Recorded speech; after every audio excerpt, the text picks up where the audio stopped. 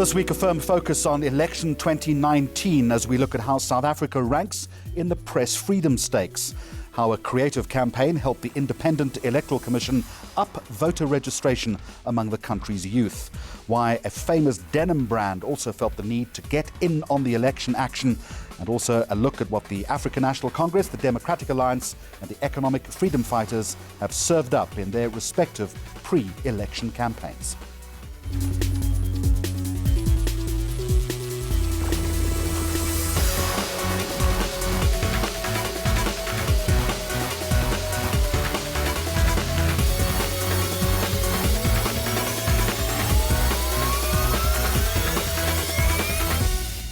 We're going to start with this, and it's pleasing that the latest World Press Freedom Index, released by Reporters Without Borders ahead of World Press Freedom Day, rates the state of press freedom in this country as satisfactory. This is according to Glenda Daniels, Associate Professor in Media Studies at Wits University, in a recent article published on the Conversation website.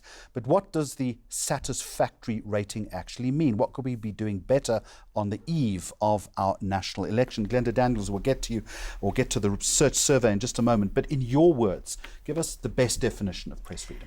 If you look at it relatively in terms of the whole world and in that context, the number of journalists that have been killed in a country in that year, the number of journalists who are in jail, the legislative framework, and what a head of state says. So in our situation, it would be Cyril Ramaphosa, what he says, and of course you have to take other opposition parties into account, where the problem is. And let's get to that in just a moment. But the word satisfactory. How does that sort of fit in? Is it any better or any worse than we've had in the past?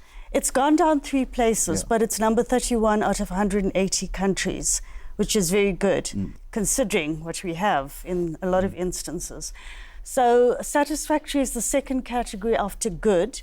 And there are very few countries. You know, I've got this map here which shows New Zealand, Iceland, and a few countries in Europe which are in the good category. Very few. So what the world is going through right now is a huge backlash against journalists, and I think it's from the leader of the so-called free world, the United States, and Donald Trump in the last year, and his vitriolic expletives against journalism and journalists, calling them fakery and fake news and alternative facts. So the United States has gone down into the problematic category, and South Africa is in the satisfactory category, which is on par with the UK, Spain, Italy, Australia, and Canada. All right, let's flesh out Africa then, if we can. So Namibia holds its number 1 place, makes it to 23 in the World Index, and Ethiopia deserves a mention, you say, for making a 40-place jump in the index. Let's keep it close to home first. What's different about Namibia? Why are they getting it right? To look at the categories I mentioned about what a president would say or a prime minister would say in a country, the number of journalists who've been jailed, vitriol against journalists, cyber misogyny, which is rife in South Africa, especially now before the election. It's never been that in Namibia. So it's always held, there's always been upholding of diversity of the press and freedom of journalists to operate. So it's an inculcated culture. Yeah. It's very much so an inculcated culture there. You just don't get people who are attacking journalists like we have in South Africa. So even though South Africa's 31, it's quite high. It's below Namibia, as we see. And in Ethiopia, what happened is in the past year there were journalists in jail. And they were all just released unceremoniously, no charges, no court cases. The government suddenly woke up to the fact that you can't have journalists in a jail in a democracy. So what we have here is an interesting situation of huge cyber misogyny. That's attacks on women journalists in particular, of rape threats, death threats. Well, most notably Karima Brown, who works on this television station. That's right, but a lot of others, Paulie van Wyk, for instance, Ranjani Munsami, Ferial Haffajee. Why is that happening? What climate exists in order for that to perpetuate the way it's doing? Well, it's a climate of free speech, which is fantastic. obviously, but it also gives But the with that populace comes limit and responsibility. yes, exactly. There comes responsibilities, and we see a growing populism in South Africa, growing nationalism, and also racism and misogyny. And it comes from certain parties. It's mainly from the EFF and its people who do this against journalists and, threaten them. Well, you make the point in your article that Julius Malema, leader of the EFF, has, and I quote, a checkered history with the media, openly attacking it at times, threatening journalists on social media. How then should we be responding to and guarding against that, which is unacceptable, outrageous, and damaging? We're doing the right things by taking them to the Equality Court, by speaking out about it, by writing about it, by SANEV doing advocacy work against, we've also got a court case against this sort of thing. But it's not just the EFF. It's also Jessie Duarte against the ENCA reporter, Samkele Maseko recently, who, she actually said, "You're just a journalist. Are you a lord of the media?" It was actually really outrageous what she said, on live TV to a journalist. What does "you are just a journalist" mean, actually? So it's the ANC. It's also the government. It's Stella Ndabeni, the communications minister in the Eastern Cape in February this year, who blocked TV cameras from showing service delivery protests. The SABC, they actually had a robbery just last month in Alex, for instance.